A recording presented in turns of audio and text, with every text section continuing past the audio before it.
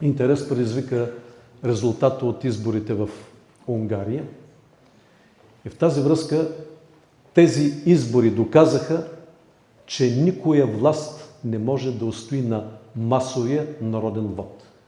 Ако излезем и ние като унгарците и направим 80% избирателна активност, със сигурност Пеевски и Борисов ще слязат от сцената.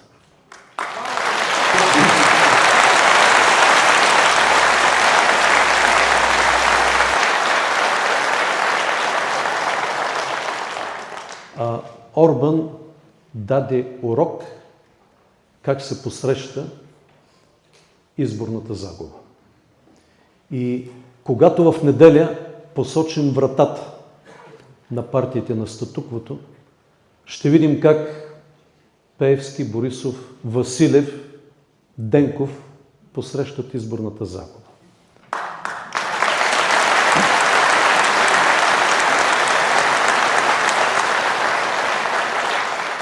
Те за това използват всякакви манипулации, всякакви лъжи, за да дискредитират изборния процес.